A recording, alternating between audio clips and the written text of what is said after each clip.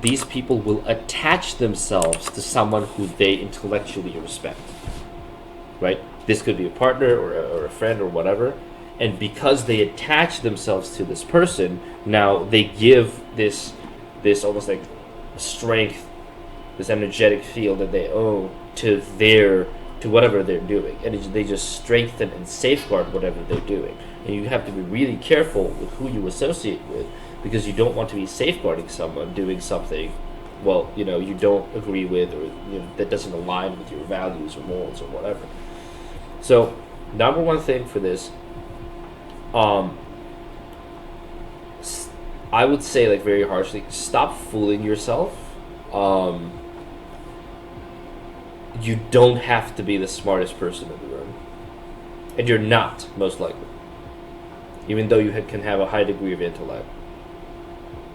But you don't need to, right? What is needed here, and what you're cherished for the most, is your aura that safeguards everyone else's. Which is a very strong aura. It's a very comforting, like, warm but strong aura, right? So you can imagine, like, how do I even say this? If someone wants to act out, they're gonna act out. If you're in the room, the chances of them acting out are far lower, right? Because you have a certain regality, you have a certain orderliness to your face, right?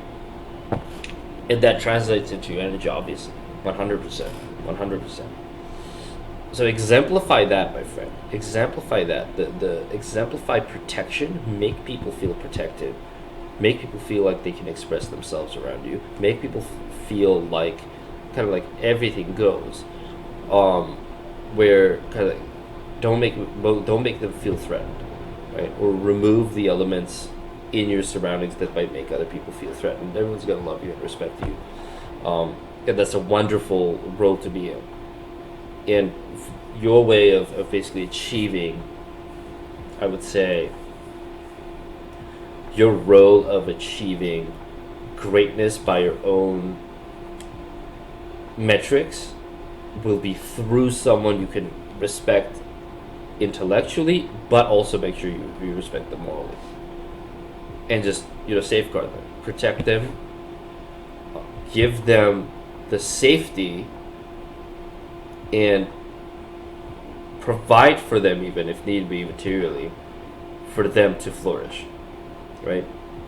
And you will literally just become exalted. You will exalt yourself and your own energy through theirs. It's a super exciting type of energy to have. So really cool. Now we have my friend, a bot I am not. You already have your reading, young lady. And there's nothing new I can tell you. Okay? There's nothing new I can tell you. Like, really, honestly. At least send me a new picture. Send me a new picture. Let's think about it. And last but not least, we have Ariel, who I told she has a very rare archetype, which is true. This is what I call the priestess archetype. Very inquisitive, very vengeful, very creative, but also emotionally impulsive and sometimes obsessive. It's a very delicate balance with these people, right? They're devoted to a fault, and they're mostly devoted to an idea or a philosophy, or it's someone who exemplifies that idea or philosophy best. So it's almost like they're not even loyal to the person; they're loyal to whatever that person kind of like represents.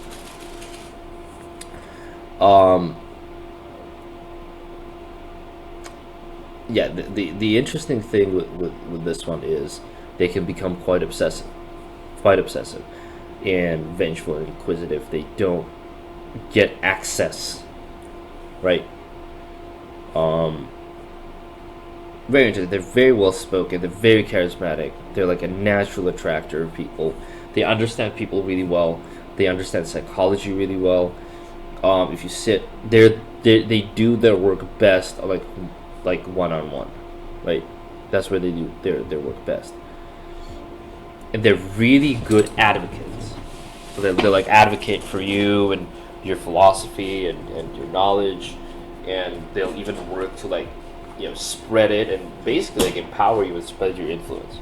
They'll literally do that, but not because they don't have like their own self agenda or their own self. They'll do that because it fulfills them. This is a type that uses a lot of their dark feminine features, which is like seduction, using their physicality, their good looks. They're usually taller women, to basically get what they want. But deep down, they have this archetype also has a very interesting trade-off where deep down they want to be very moral and spiritual in a sense. So their way of making up for their tendencies to use the dark feminine to get what they want, right? They will attach themselves to a person they deem respectable and spiritually higher up on the hierarchy. And then they will use, okay, check this out, it's a really cool archetype. Then they will use the dark feminine, but they will excuse using it by using it for a good purpose, for a good cause. That's why they're so devoted to, whatever cause they have. And these are people who need the cause, because they fall off, they fall into the darkness without it. But they're always yearning, they're always searching. They're always searching to attach themselves to something, and they find it incredibly difficult to let go, right? So obviously the lesson with this one is, again, same thing as the last few people. Really be careful who you associate with. Really be careful who you reward with power and influence, because through you, a lot of good can be done, but a lot of damage can be done too, right? Because you have that charisma, that natural whatever, and because you're so well versed in psychology and the dark feminine and the intuitive side. Yeah, so this is the person who can like make or break you, and hopefully emotional and impulse control. That's a skill you have to learn 100%, 100%, because you can do all of those good things with the skill set that you have. But you always need a person who will check you. You always need a person who will check, like, what are you doing? Is it ethical? Is it moral? Is it too much? Is it da-da-da? You will always need that person. So that's why I call this the priestess type. Alright, that's part 2. Holy crap, this was way longer than I expected. But, yeah, hope you guys enjoyed your mini readings. Obviously, there's a ton. Okay, there's a ton of stuff you can say about a particular person. From this list, I would say, yeah, like look more into the details of your energy. Samuel definitely, Ariel definitely, double Mercury. Yeah, I think so. So back and forth would be interesting. Psychic Soldier, definitely. Waves, definitely. I think the Dawn as well. You guys could kind of like get more context on what was said. Not because there's like more inherent depth to it or whatever, but because you have a more sophisticated and complex way of expressing your energy. Like some energies are expressed like very outwardly, they're very simple, which is like nice for the people who have them, because the solution is very clear. For you guys, it might be, a little bit more complex, and you might need some more context to understand what that really is. So, if you ever do think of getting a full reading, perhaps get it. everyone else, feel free to do so as well. But there's not much I can tell you at this stage, right?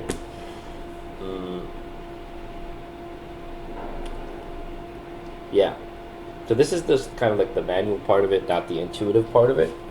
If you also want the intuitive part of it, I guess that might also work. But yeah, thanks for everyone for sending me your wonderful selfies. A lot of handsome people over here. Definitely far more handsome than I am. Follow my page. Follow my YouTube. Subscribe. Follow my page, Jack of Faces, on Twitter. And I will see you guys next time. Bye bye.